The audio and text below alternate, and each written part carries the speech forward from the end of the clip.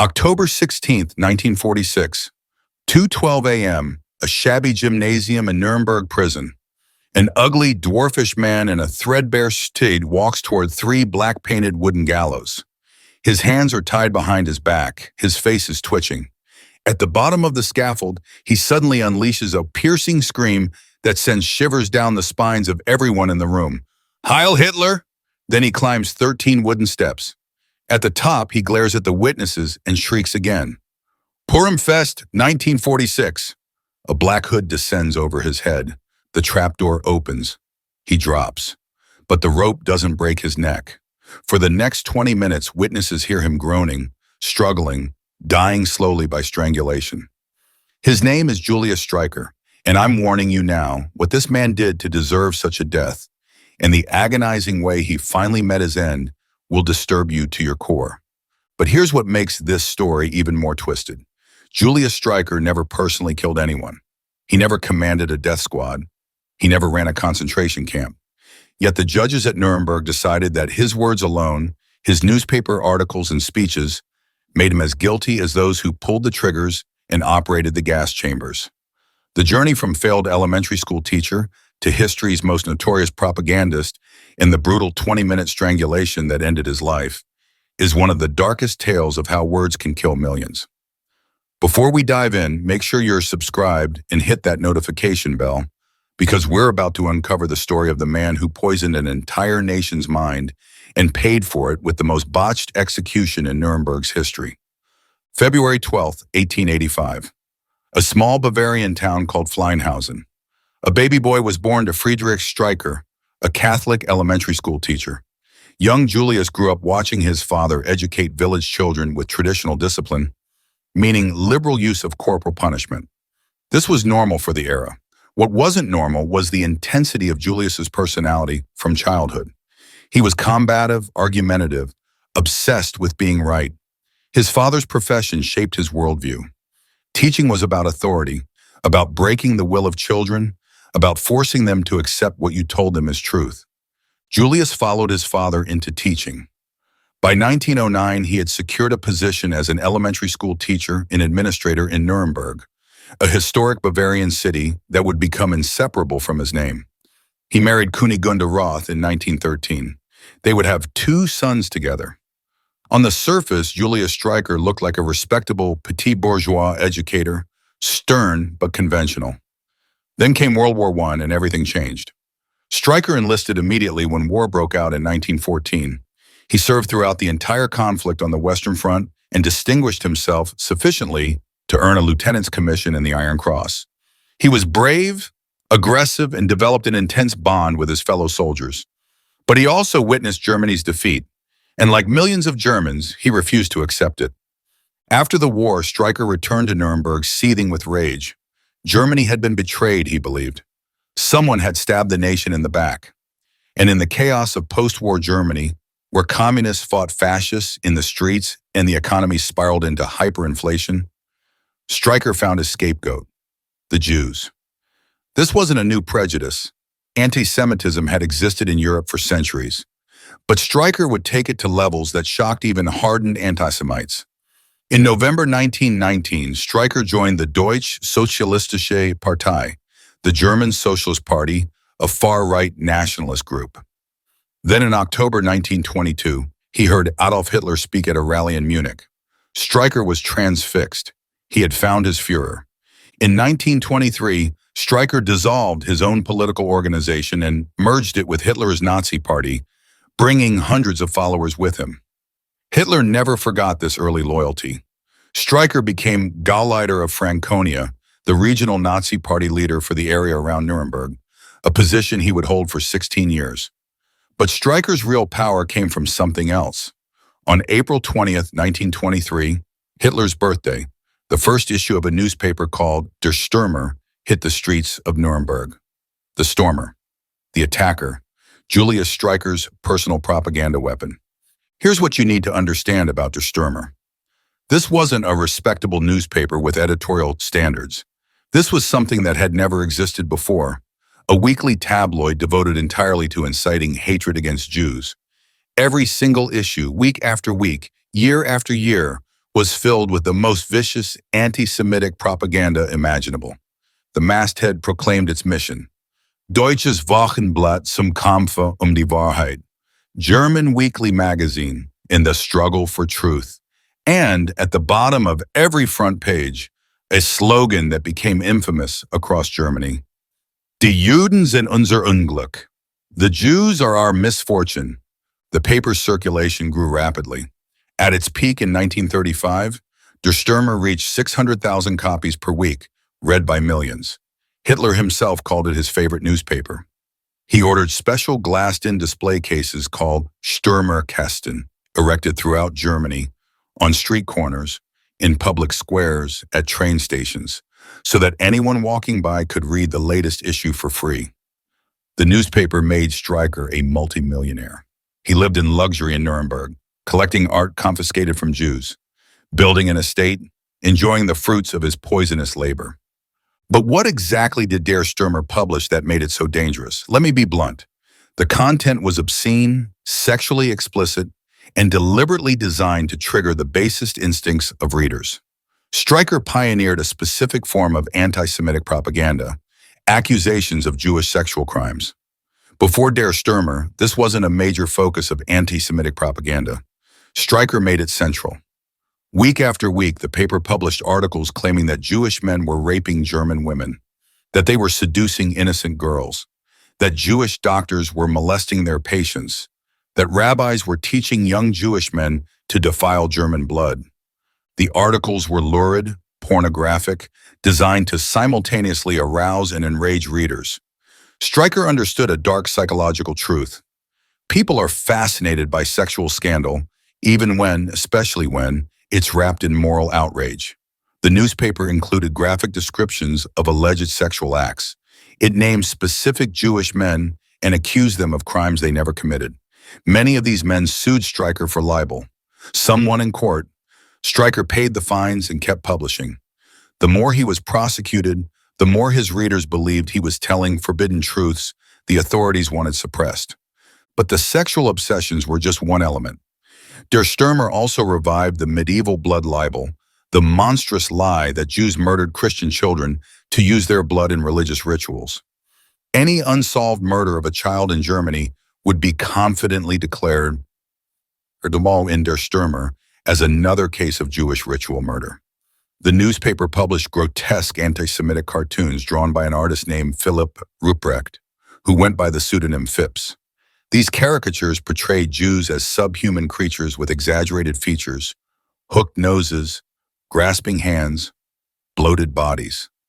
They showed Jewish men as spiders spinning webs to trap the world, as snakes strangling Germany, as demons corrupting pure Aryan maidens. The newspaper also targeted Jewish businesses, publishing addresses and encouraging boycotts. It accused Jews of controlling world banking, of orchestrating the depression, of profiting from Germany's suffering. Every problem in Germany, every economic hardship, every social ill, Der Stürmer blamed on Jews. And millions of Germans bought it, literally. They paid money every week to read this poison. They discussed it in beer halls and cafes. They quoted it at work. Teachers read it to students. Parents showed it to children. Streicher also published children's books spreading his hatred. In 1938, his publishing house released Der Giftpilz, The Poisonous Mushroom, an illustrated book teaching German children to identify and hate Jews. One page showed a Jewish man with the caption, "The Jewish nose is crooked. It looks like the number 6. But here's where the story reveals Streicher's true character. Even Nazi leaders found him repulsive. Propaganda Minister Joseph Goebbels tried to ban Der Stürmer in 1938, calling it crude and embarrassing. Hermann Göring, second in command of the Nazi state, hated the newspaper and forbade his subordinates from reading it. When Der Stürmer published an article claiming that Göring's daughter Etta had been conceived through artificial insemination, implying Göring was impotent, Göring demanded Streicher's head. Baldur von Schirach, leader of the Hitler Youth, prohibited the newspaper in Hitler Youth facilities. The Wehrmacht, Germany's military, looked down on Streicher as a vulgar embarrassment. Streicher was also personally corrupt. He used his position as Gauleiter to enrich himself, confiscating Jewish property and businesses, taking bribes, living far beyond his official salary. He was sexually depraved, carrying on multiple affairs, abusing his power to coerce women. He was a drunk who made crude jokes at official functions. Senior Nazis whispered that Streicher was mentally unbalanced. Later at the Nuremberg trials, psychologists would test his IQ at 102, below average for the Nazi leadership, and conclude he showed signs of mental instability. But Hitler protected him. No matter how many complaints other Nazis lodged, no matter how embarrassing Streicher became, Hitler refused to remove him. Why? Because Hitler understood something crucial. Streicher was doing essential work. He was dehumanizing Jews in the minds of ordinary Germans. He was making the unthinkable thinkable. When you spend years reading that Jews are subhuman parasites, that they're sexually depraved criminals, that they're poisoning your nation, then eventually the idea of eliminating them doesn't seem so extreme. Streicher was laying the psychological groundwork for genocide. In 1940, Hermann Göring finally got his revenge. He launched an investigation into Streicher's corruption and business dealings. The evidence was overwhelming. Streicher had embezzled funds, confiscated property illegally, and abused his authority for personal gain. Hitler could no longer protect him. In February 1940, Streicher was stripped of his position as Gauleiter and forbidden from speaking publicly. But Hitler allowed him to continue publishing Der Stürmer.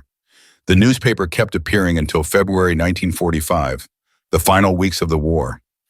Even after losing his official position, even after being publicly humiliated, Streicher kept writing his poisonous articles. In November 1941, he published a piece about the extermination of Jews that left no doubt he knew what was happening. He wrote about Jews being eliminated, about the prophecy being fulfilled, about the cleansing of Europe. When the International Military Tribunal later analyzed his articles, they found dozens of instances where Streicher explicitly called for the extermination of the Jewish race. Not removal, not deportation, extermination. The prosecutors argued that Streicher's words incited murder on a mass scale, that he was therefore an accessory to murder, that every Jew killed in the Holocaust had been murdered partly because of the poisonous ideology Streicher had spread for 22 years. In May 1945, with Germany defeated and Hitler dead, American forces captured Julius Streicher. He was hiding in Austria, living in a cabin in the mountains under a false name. When American soldiers discovered him, he was painting watercolors. The artistic Nazi, creating pretty pictures after helping orchestrate the deaths of millions. Streicher was transported to Nuremberg, where he was charged as one of the major war criminals to be tried before the International Military Tribunal. The trial began in November 1945 and lasted nearly a year. 24 Nazi leaders were indicted, though only 21 stood trial. Martin Bormann was tried in absentia. Robert Ley committed suicide before trial. Gustav Krupp was deemed mentally and physically unfit. Streicher's presence at the trial was controversial. He wasn't a military commander like Keitel or Jodl. He wasn't a government minister like Speer or Frank. He wasn't a Holocaust architect like Kaltenbrunner. He was a propagandist who had been out of power for 5 years before the war ended. But the prosecutors insisted he belonged in the dock. Streicher sat through months of testimony about concentration camps, gas chambers, mass shootings. He showed no remorse. He complained constantly that the trial was a Jewish conspiracy, that all the judges were Jews, which wasn't true, that he was being persecuted for telling the truth. When Streicher took the stand in April 1946, he defended his actions without apology. He claimed he never advocated violence. He insisted that his newspaper merely educated Germans about the Jewish threat. He compared himself to Martin Luther, arguing that if he was guilty of inciting hatred, then Luther, who wrote antisemitic tracts in the 16th century, was equally guilty. The prosecution hammered him with his own articles. They read passages where Streicher explicitly called for the extermination of Jews. They showed his articles from 1941 onward, when he clearly knew about the Holocaust and encouraged it to continue. They presented testimony from survivors who described how Der Stürmer poisoned an entire generation. On October 1st, 1946, the verdicts came down. Julius Streicher was acquitted of crimes against peace, meaning he wasn't found guilty of planning aggressive war. He hadn't been involved in military decisions, but he was found guilty of crimes against humanity, specifically for his role in inciting the persecution and murder of Jews. The tribunal's judgment stated that Streicher's incitements to murder and extermination constituted persecution on political and racial grounds in connection with war crimes, and therefore constituted crimes against humanity. He was sentenced to death by hanging. 12 of the 21 defendants received death sentences. 7 got prison terms ranging from 10 years to life. 3 were acquitted. When the sentence was read, Streicher reportedly seemed shocked, as if he genuinely believed his words couldn't be considered crimes. He had months in his cell to contemplate his fate. His wife Adele, his second wife after Kunigunde died, visited him occasionally. His sons disowned him. On October 15, 1946, the day before the scheduled executions, Hermann Göring committed suicide by swallowing a cyanide capsule he had hidden for months. This was a final act of defiance. Göring, who had been the highest-ranking Nazi on trial, refused to give the Allies the satisfaction of hanging him. That night, the condemned men were served their final meal: sausage, cold cuts, potato salad, black bread, and tea. Not a lavish feast, but decent food. Then they waited. The executions were scheduled for after midnight, in the early morning hours of October 16th. 3 gallows had been erected in the prison gymnasium, a small room with cracked plaster walls that had been used for basketball games just days earlier. The executioner was Master Sergeant John C. Woods, a U.S. Army hangman who had volunteered for the job by falsely claiming prior experience. Woods had constructed the gallows himself, painting them olive green, and had performed a demonstration for Russian observers the day before. Starting at 1:11 a.m., the executions began. Joachim von Ribbentrop, Hitler's foreign minister, went first. Then Wilhelm Keitel, the Wehrmacht High Command Chief. Then Ernst Kaltenbrunner, head of the Reich Security Main Office. Then Alfred Rosenberg, Nazi Party ideologist. Then Hans Frank, the Butcher of Poland. Then Wilhelm Frick, Nazi Interior Minister. Each man was led into the gymnasium, his hands bound behind his back, and asked to state his name. Each climbed the 13 steps to the platform. Each was positioned under the noose. Each was asked if he had final words. Then the black hood was pulled over his head. The trapdoor opened. He dropped. At 2:12 a.m., it was Julius Streicher's turn. When guards entered his cell and removed his manacles to bind his hands with leather straps, Streicher glanced around the execution chamber. His eyes took in the 3 black wooden scaffolds, the witnesses sitting in chairs, the American officers standing at attention. This ugly, dwarfish man wearing a threadbare suit and a worn bluish shirt buttoned to the neck but without a tie. He was known during his days of power for flashy, expensive clothing, looked diminished, almost pathetic. But Streicher's personality hadn't changed. As the guards directed him toward the gallows on the left, he stopped at the bottom of the steps.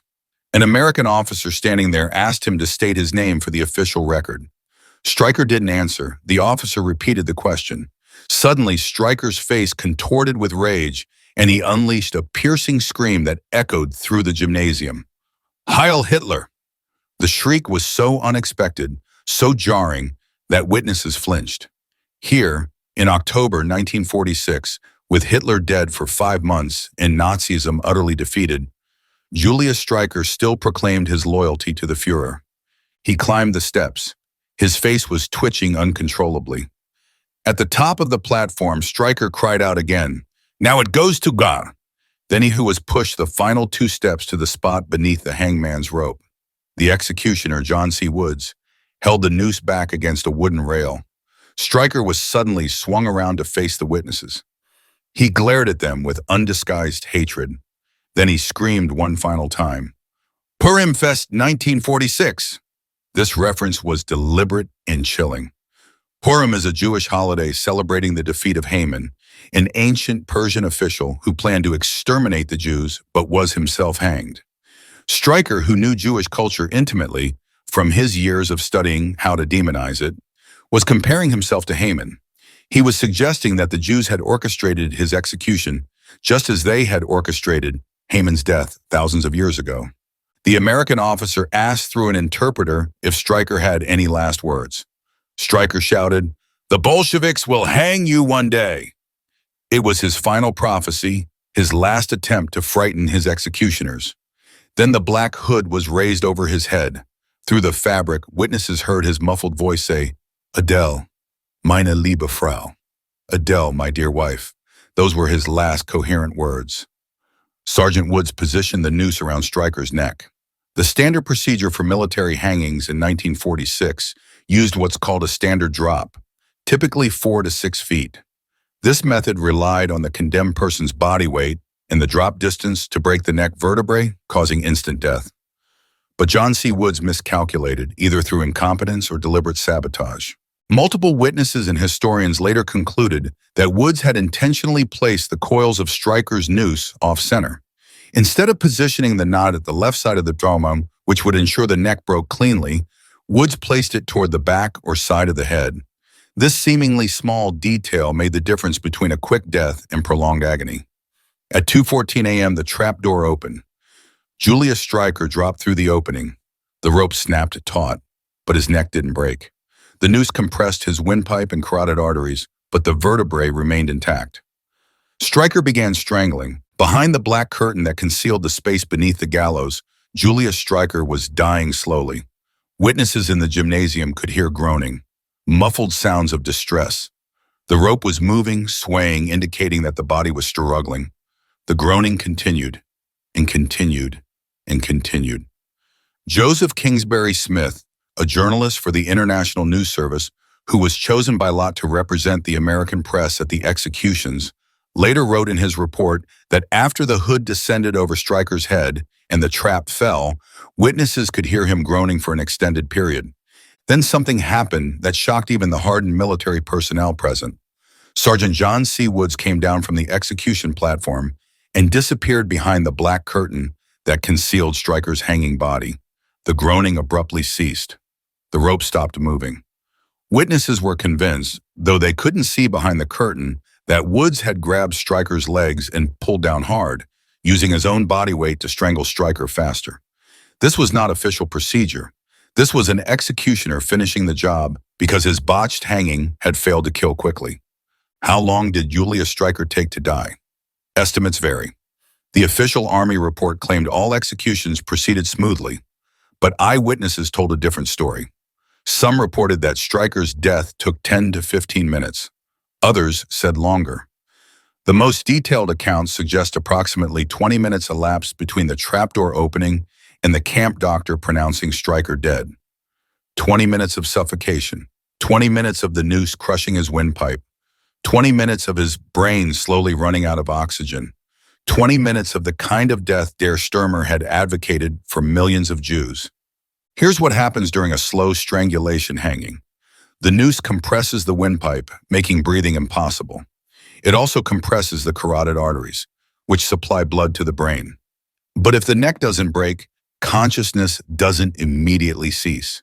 For the first several minutes, the victim remains aware. They feel their lungs screaming for air. They feel their heart pounding, desperately trying to pump oxygenated blood to the brain. Their body convulses involuntarily, a survival reflex. As oxygen deprivation continues, vision dims. Hearing becomes muffled.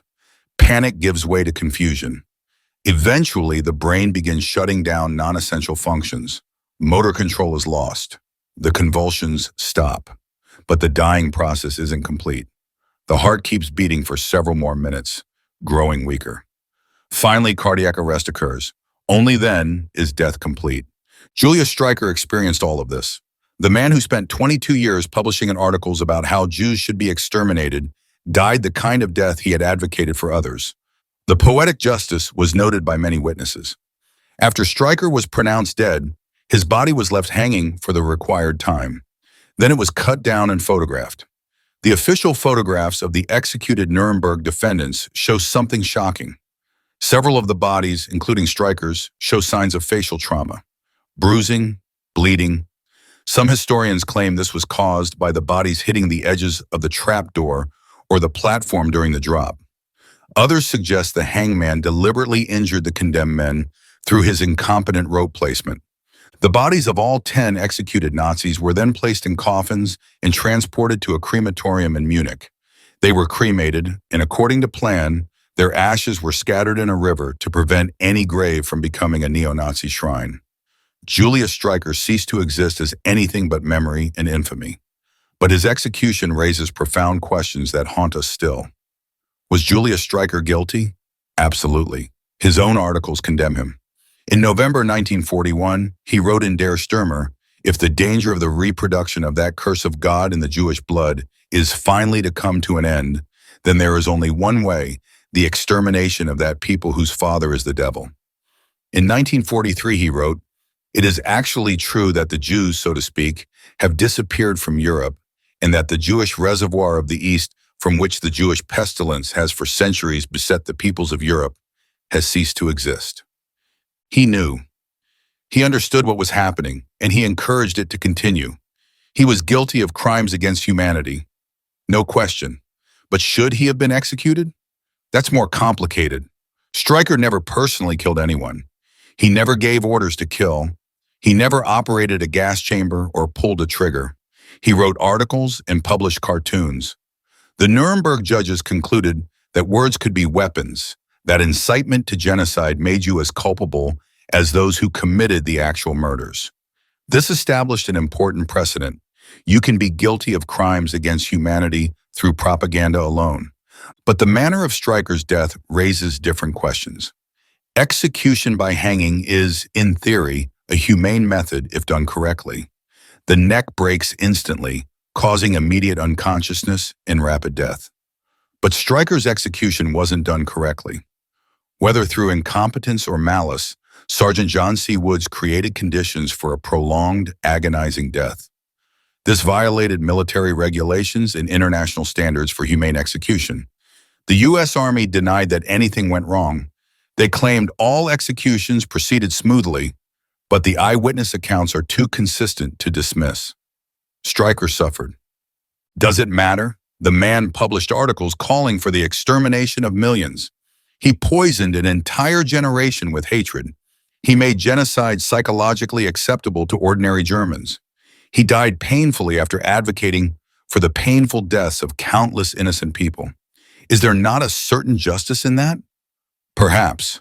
But if we believe in the rule of law, if we believe in humane treatment even of the worst criminals, then Streicher deserved better than he got. Not mercy, not sympathy, but a professionally executed sentence. Not a botched strangulation. The fact that John C. Woods bungled multiple executions that night, possibly deliberately, means that even in their moment of justice, the Allies failed to live up to their own standards. Julius Streicher's legacy is the power of propaganda. One man with a printing press poisoned millions of minds. One man's obsessive hatred helped create the psychological conditions for the Holocaust. Teachers forced their students to read Der Stürmer. Parents showed the cartoons to their children. Ordinary Germans absorbed the poison week after week, year after year, until Jews weren't people anymore, just problems to be solved. Streicher proved that you don't need to pull a trigger to be a mass murderer. You just need to convince enough people that murder is justified. Today, Der Stürmer is studied in Holocaust education programs as an example of propaganda's deadly power. The cartoons are preserved in museums, not as art, but as evidence of how hatred spreads. Historians debate whether Streicher was genuinely insane or simply evil. His low IQ suggests limited intelligence. His bizarre behavior suggests mental illness. But his success suggests cunning.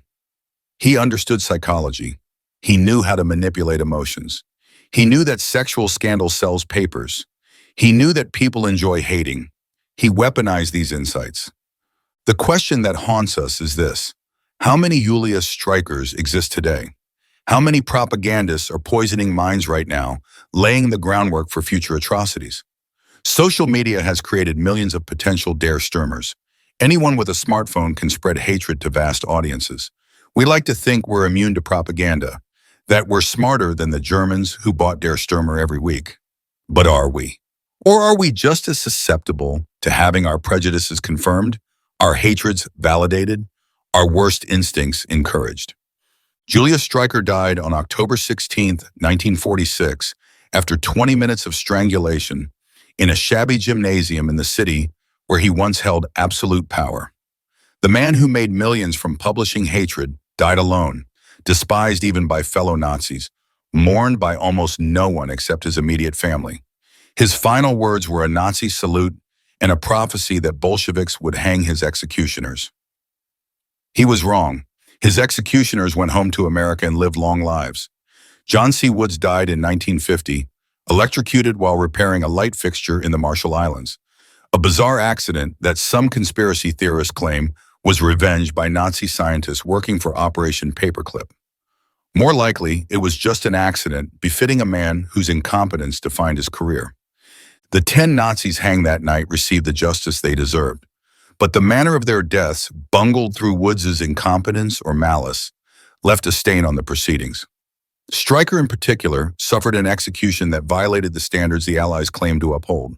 This doesn't make him less guilty, it doesn't make his crimes less monstrous, but it reminds us that even when punishing evil, we must not become what we're fighting against. Justice demands precision. Justice demands humanity. Justice demands that we be better than those we judge. What other dark stories from history should we uncover next? Are there modern propagandists who will one day face similar reckonings? Let us know in the comments. And don't forget to subscribe, because the truth is words have power, propaganda kills, and the lessons of Julius Streicher are more relevant today than ever. Because the next poisoner of minds might not use a printing press. They might use a platform with billions of users. And by the time we recognize the danger, millions of minds might already be infected with hatred, just like Germany in the 1930s, when a failed elementary school teacher convinced an entire nation that their neighbors deserved to die.